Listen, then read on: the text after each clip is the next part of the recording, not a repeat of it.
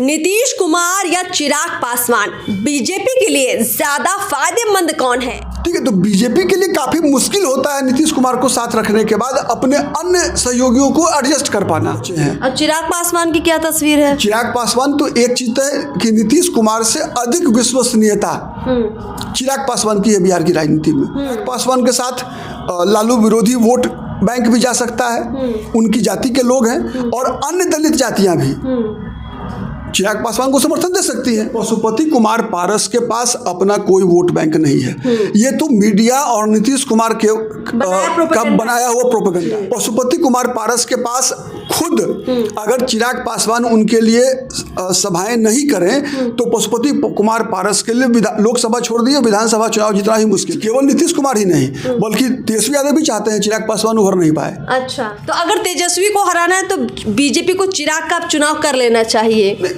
BJP तो चाहती ही है। नीतीश कुमार या चिराग पासवान, बीजेपी के लिए ज्यादा फायदेमंद कौन है? देखिए, बीजेपी ने कई बार अपने सहयोगियों को छोड़ा है नीतीश कुमार की वजह से, लेकिन इस बार बीजेपी को क्या फैसला लेना चाहिए? नीतीश कुमार के आने के बाद कहीं ना कहीं चिराग पासवान परेशान हैं, खामोश जरूर हैं, लेकिन उनके अंदर एक आग धधक रही है। हमारे साथ इस वक्त प्रदीप झा जी हैं, बिहार की राजनीति की हर खबर से वाकिफ हैं और लंबे वक्त से बिहार की राजनीति पर नजर रखे हुए हैं। सर देखिए, चिराग पासवान, पशुपति पारस उनके चाचा, नीतीश कुमार, बीजेपी, अगर हम पहले की तस्वीर पेश करें दर्शकों के सामने तो देखा है हमने कि चिराग पासवान बहुत बार धोखा खाए, पशुपति पारस के जरिए धोखा मिला। अब बीजेपी उस मुकाम पर है जहां दोनों बीजेपी के लिए जरूरी है, नीतीश भी चिराग भी। किसका चुनाव बीजेपी करे?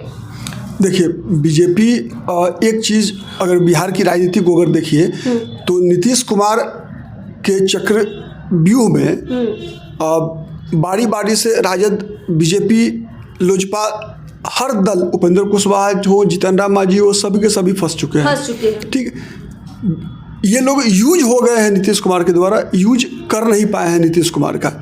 अब अभी जो स्थिति है, पहले भी कि आज ऐसा लग रहा है कि नीतीश कुमार को बीजेपी, जब से बीजेपी के साथ नीतीश जी आए, चिराग पासवान अपने आप को अनकंफर्टेबल फील कर रहे हैं। बिल्कुल बिल्कुल। ठीक है, क्यों? इसका कारण समझने का प्रयास कीजिए कि पिछला लोकसभा चुनाव में जब Bharatiya Janata party 17 seat, JDU 17 seat और 6 सीट लोजपा लड़ी थी और एक राज्यसभा की सीट दी गई थी लोजपा को, जिससे रामविलास पासवान चुनाव जीत कर गए थे।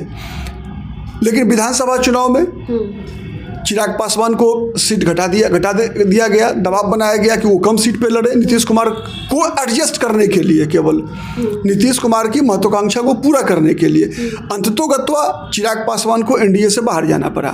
यानी बीजेपी ने नीतीश कुमार को ज्यादा तवज्जो उस वक्त दे दी थी, चिराग को कम भाव दिया था। उतना ही नहीं, उतना ही बीजेपी भाव दे रही थी, लेकिन नीतीश कुमार चाहते थे चिराग पासवान को छोटा करना, लोजपा को उसको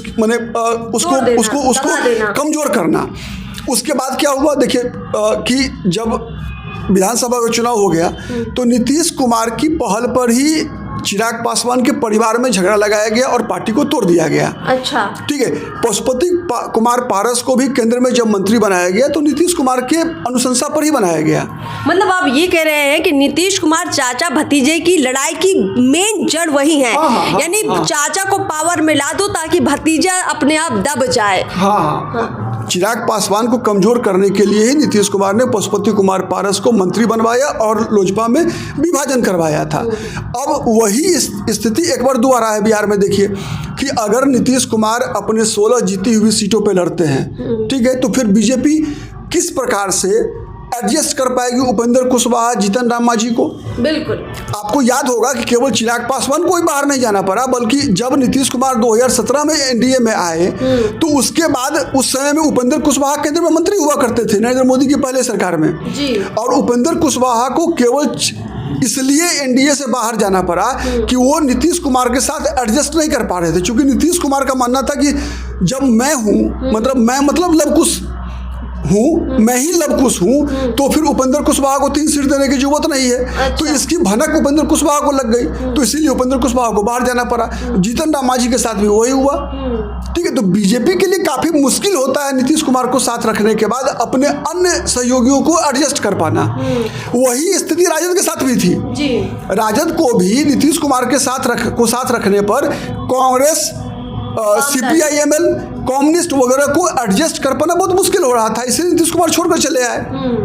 लालू यादव ने एक सही फैसला किया कि नीतीश जैसे अविश्वसनीय सहयोगी के लिए विश्वसनीय सहयोगियों का त्याग नहीं किया।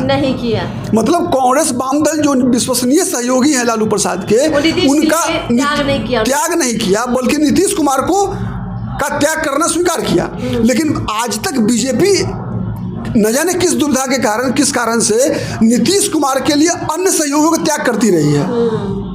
तो बीजेपी को इस बार सोचना चाहिए। मतलब बीजेपी, आपको क्या लगता है, क्या चिराग पासवान, देखिए इस वक्त बिहार की राजनीति में काफ़ी पॉपुलर हो चुके हैं। 2020 से ज़्यादा अगर आप 2024 की तस्वीर देखेंगे तो चिराग पासवान जहां भी जाते हैं वहां एक अलग क्राउड आपको दिखेगा, एक ऐसी भीड़ जो युवाओं की भी है, पिछड़ों की भी है और सब तबकों की है। तो चिराग पासवान एक ऐसे नेता के रूप में है जो माने जाते हैं तेजस्वी यादव के टक्कर के नेता माने जाते हैं। तो क्या नीतीश कुमार की जो राजनीति है अब वो एक ढलान पर है? चिराग पासवान है उभरते हुए नेता, नीतीश कुमार है डूबते हुए नेता। बीजेपी को क्या चिराग को चुनने में फायदा होगा? देखिए, एक चीज समझने की आवश्यकता है कि 2015-16 तक 17 तक भी कह सकती है कि नीतीश कुमार गैर पासवान दलित, जिसे नीतीश कुमार ने महादलित का नाम दिया था, और गैर यादव पिछड़ा, मतलब जिसे अति पिछड़ा प्लस लवकुश कहती हैं आप, ठीक है, उसके नेता हुआ करते थे। अच्छा। 2017 तक। लेकिन धीरे धीरे 2017 के बाद से नीतीश कुमार अब ना महादलित, जो गैर पासवान अनुसूचित जाति के लोग थे, जिन्हें लेकर नीतीश कुमार ने महादलित एक आयोग भी बनाया था और महादलित एक कैटेगरी भी डेवलप किया था नीतीश कुमार ने, तो उसके नेता माने जाते थे। अब वो नेता नहीं है। अच्छा। ठीक है, अति पिछड़ों के भी नेता नहीं है। नीतीश कुमार अब कह सकती है कि मध्य बिहार में जो अपनी जाति के लोग हैं, नीतीश कुमार लगभग उसी के नेता बच चुके हैं। यानी लवकुश में सभी लोग छोड़ चुके हैं नीतीश कुमार को, अब नहीं बचे। अब कहाँ बचे हैं? और चिराग पासवान की क्या तस्वीर है? चिराग पासवान तो एक चीज है कि नीतीश कुमार से अधिक विश्वसनीयता चिराग पासवान की है बिहार की राजनीति में। चिराग पासवान के साथ लालू विरोधी वोट बैंक भी जा सकता है, उनकी जाति के लोग हैं, और अन्य दलित जातियां भी चिराग पासवान को समर्थन दे सकती हैं।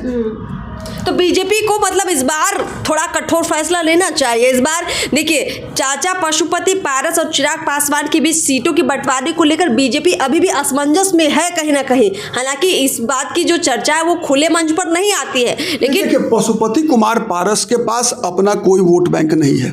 ये तो मीडिया और नीतीश कुमार के बनाया हुआ प्रोपेगेंडा है। पशुपति कुमार पारस के पास खुद अगर चिराग पासवान उनके लिए सभाएं नहीं करें तो पशुपति कुमार पारस के लिए लोकसभा छोड़ दिए, विधानसभा चुनाव जितना ही मुश्किल है। अच्छा। अपने बलबूते पर। तो इस बार मतलब डील फाइनल है कि बीजेपी अब रामविलास पासवान की जो लीगेसी थी, रामविलास पासवान के जो वोटर थे, उनका एकमात्र नेता चिराग पासवान है। कहीं ना कहीं जानबूझकर नीतीश कुमार ने चिराग पासवान के चाचा पशुपति पारस को उभारा है ताकि चिराग पासवान जैसे युवा नेता बिहार की राजनीति में कुछ ज़्यादा आगे नहीं बढ़ पाए। नहीं, केवल नीतीश कुमार ही नहीं बल्कि तेजस्वी यादव भी चाहते हैं चिराग पासवान उभर नहीं पाए। अच्छा। तेजस्वी यादव को भी नीतीश कुमार से कितने वर्ष चुनौती मिलेगी तेजस्वी यादव को? मुश्किल से और 5 वर्ष, 5 वर्ष उम्र के आधार पर। लेकिन चिराग पासवान जो है आज आने वाले अभी 50 साल तक जो है तेजस्वी यादव को चुनौती दे सकते हैं। बिल्कुल। तो तेजस्वी यादव के लिए चिराग पासवान बड़ा खतरा है, नीतीश कुमार को खतरा नहीं है। तो अगर तेजस्वी को हराना है तो बीजेपी को चिराग का चुनाव कर लेना चाहिए। बीजेपी तो चाहती ही है, बीजेपी तो, और चिराग पासवान ने भी खुद को नरेंद्र मोदी का हनुमान कहा है। अब उस हनुमान पर बीजेपी भरोसा करती है या कालनेमी बहुत कड़ा शब्द है, लेकिन किस पर भरोसा करेगी ये बीजेपी को तय करना पड़ेगा, केंद्रीय नेतृत्व को, कि नीतीश कुमार जैसे अविश्वसनीय सहयोगी पर भरोसा करे या चिराग पासवान जैसे हनुमान पे भरोसा करें। पर ये भी है कि चिराग पासवान ने कभी भी आज तक, अगर हम लोग इतिहास को देखें, बिहार की राजनीति को देखें, तो बीजेपी को कभी धोखा नहीं दिया है चिराग पासवान ने। और कोई भी ऐसा मुद्दा रहा हो बीजेपी का, तो हमेशा उन्होंने, चिराग पासवान ने उस पर बीजेपी का सपोर्ट ही किया है। मोदी का हनुमान बताने भर से ये मान लीजिए कि बिहार में बीजेपी को बहुत पावर मिला चिराग पासवान की तरफ से। अब यही चुनाव बीजेपी को करना है कि ये पावर बीजेपी इस्तेमाल करती है या फिर नीतीश कुमार के बहकावे में एक बार फिर से आ जाती है। आने वाले 25 साल तक जी। बिहार की राजनीति में 3 प्रमुख चेहरे उभर के आए हैं अभी। ठीक है जी। एक है तेजस्वी प्रसाद यादव, दूसरा है चिराग पासवान, तीसरा कह सकती है सम्राट चौधरी। अगर बीजेपी में रह गए, अगर चूंकि इनका इतिहास बहुत दल बदलू का रहा है, इधर उधर का रहा है, लेकिन अगर ये जिस तरह से भाजपा ने इन्हें अपनाया, अगर सम्राट चौधरी ने भी भाजपा को अपना लिया, तो आने वाले 25-30 साल तक बिहार की राजनीति के ये तीनों चेहरे रहेंगे, चमकेंगे। यही। चलिए सर, बहुत बहुत शुक्रिया हमसे बातचीत करने के लिए। तो सारी तस्वीर हमने आपके सामने रख दी है। अब आप खुद सोचिए इस बारे में कि बिहार की राजनीति में जो नेता उभर रहे हैं, उन नेताओं के साथ बीजेपी को कैसे डील करना है। नीतीश कुमार की डूबती नैया बार बार तिनके का सहारा ले लेती है, लेकिन इस बार बीजेपी सहारा दे तो दी है, लेकिन आगे देगी या नहीं देगी, चिराग को लेकर बीजेपी अब अपना स्टैंड कितना मजबूत करेगी, ये देखना बेहद दिलचस्प होगा। फिलहाल हमें इजाजत दीजिए। चैनल को सब्सक्राइब करना बिल्कुल मत भूलिए। नमस्कार।